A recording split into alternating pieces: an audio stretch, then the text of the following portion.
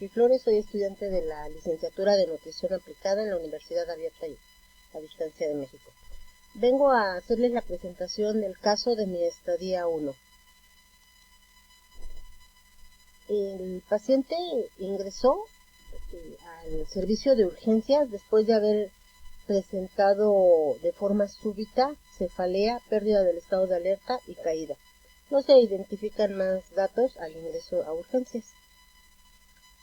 El diagnóstico nutricional para este paciente está compuesto en dos partes. La primera parte es la descripción de la situación médica y la segunda parte sería la descripción de la situación nutricional. En esta sección se debe hacer el listado de todas las situaciones de índole nutricional que se encuentran en el paciente de acuerdo con el orden. La primera parte son los diagnósticos médicos, que en este paciente se encontraron enfermedad vascular cerebral, edema cerebral difuso, hipertensión arterial sistémica, diabetes mellitus tipo 2, hipocalemia severa, hipernatremia leve y bloqueo auricular de primer grado. Se clasifica en dos tipos, la isquémica y la hemorrágica. La isquémica cerebral transitoria se produce por la interrupción de flujo sanguíneo y los síntomas duran unos pocos minutos. El paciente se recupera totalmente en menos de 24 horas. Hay otro que es el infarto cerebral y este aparece cuando el flujo sanguíneo se interrumpe por una obstrucción que puede ser por causa de grasa o sangre. Y la hemorrágica, que se presenta cuando un vaso sanguíneo se rompe causando un sangrado dentro del cerebro. Los diagnósticos médicos que tenía el paciente, si los jerarquizamos, los síntomas deben de ser de acuerdo con su sensibilidad y especificidad. El valor predictivo. Aquí el máximo diagnóstico de nuestro paciente es la enfermedad vascular cerebral, que es la alteración en las neuronas que provoca disminución de flujo sanguíneo en el cerebro y se acompaña de alteraciones cerebrales de manera momentánea o permeable. La segunda enfermedad que tiene nuestro paciente es la diabetes tipo 2. Los niveles de glucosa o azúcar en la sangre son demasiado altos. La hipertensión arterial sistémica, que la presenta cuando los vasos sanguíneos mantienen una presión mayor a 130/80. Y la hipocalemia, que es un déficit de aporte de potasio y la administración de sustancias que favorecen su eliminación oral.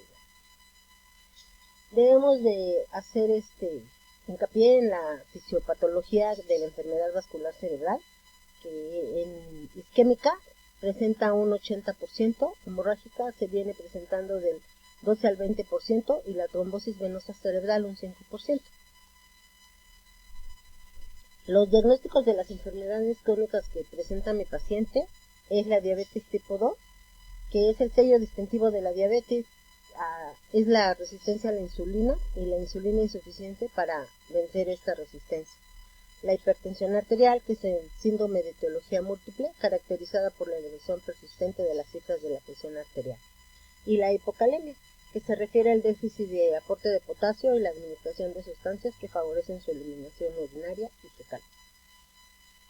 El diagnóstico nutricional debe de estar muy bien elaborado, porque se deben de poner los datos generales, los antecedentes personales no patológicos, los antecedentes heredofamiliares, los antecedentes personales patológicos, el diagnóstico médico, los indicadores antropométricos, el recordatorio de 24 horas, sus bioquímicos, su interacción fármaco-nutrimiento, su análisis y su plan dietético.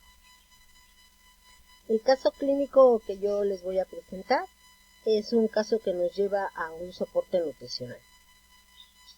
Los datos generales de mi paciente se registran en el registro dietético ND09, donde va el número de piso, la cama, el nombre del paciente, el sexo, la edad. Dentro de sus antecedentes personales no patológicos se da la escolaridad, la ocupación, el registro civil, la religión, los hijos, en dónde vive, si tiene casa propia, si hace ejercicio, si consume algún tipo de narcóticos, si consume alcohol, etcétera, etcétera. Los antecedentes familiares de mi paciente, él dice que su padre y su madre fallecieron de diabetes mellitus y todo lo demás está negado. Los antecedentes personales patológicos de mi paciente serían los cronodegenerativos, los quirúrgicos, los traumáticos, las transfusiones y los alérgicos. Los indicadores antropométricos que presenta mi paciente es el peso actual, su estatura, su peso ideal, su peso habitual, el porcentaje de peso ideal, el porcentaje de pérdida de peso, su índice de masa corporal y su complexión, donde mi paciente presenta un normopeso. Y sus indicadores bioquímicos nos llevan a la interpretación que de acuerdo a estos nos evidencia dislipidemia por su elevado colesterol, además de hipocalemia por la baja de potasio. Sus indicadores clínicos: el paciente presenta un abdomen blando, depresible al tacto, miembros sin edema, cicatrices en ambas peines y acantosis nigricans y su piel reseca. Al hacerle su valoración, el paciente consume aproximadamente 2030 kilocalorías. Al preguntársele, él dice que come de todo, no le gusta el brócoli, sus alergias las niega y tiene intolerancias negadas.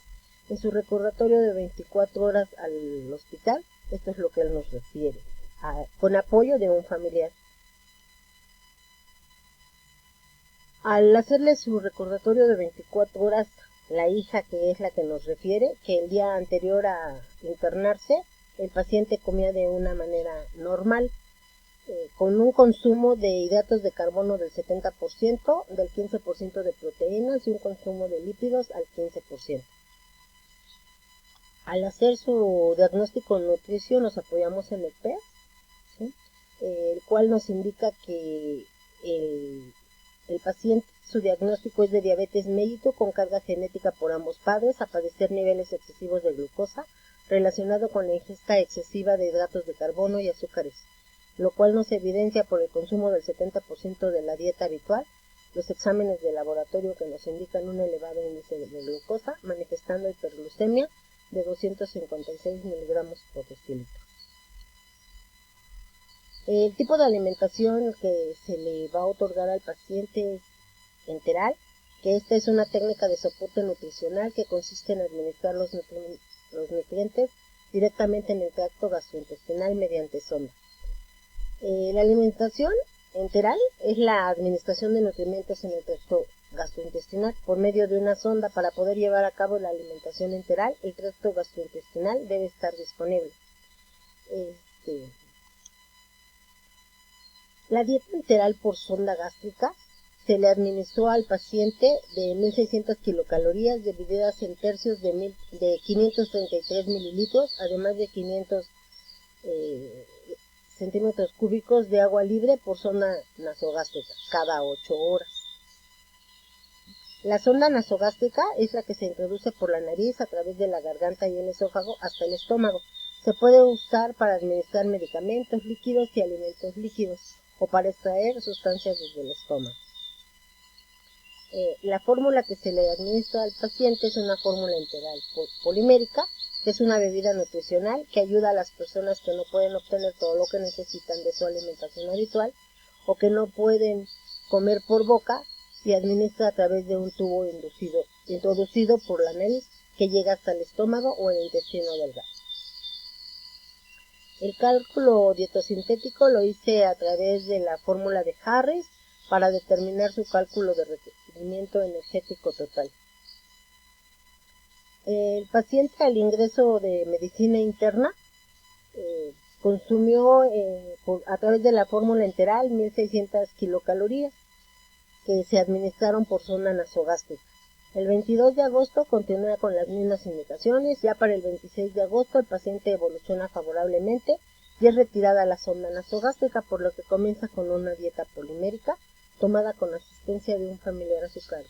Para el 29 de agosto el paciente comienza con pastillas con una asistencia de un familiar, con una dieta de 1.800 kilocalorías aproximadamente, la cual consume en su totalidad. La evolución del paciente va favorablemente, llega a su alta y el 2 de septiembre el paciente cambia de dieta a una de picados finos, la cual torea apropiadamente con ayuda de su familiar. El 5 de septiembre el paciente es dado de alta con dieta de picados finos bien tolerada con 200 kilocalorías. Se otorga consulta nutricional posterior.